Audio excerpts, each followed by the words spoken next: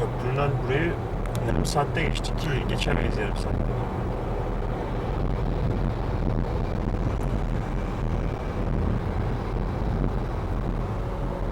Sis var.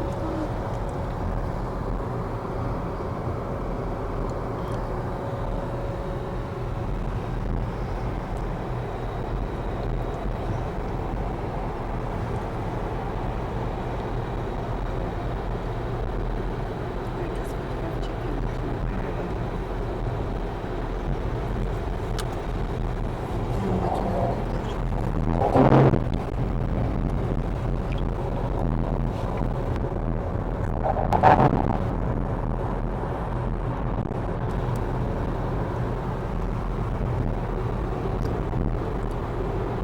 Evet. Anadolu tarafına geçtik. Bugün günlerden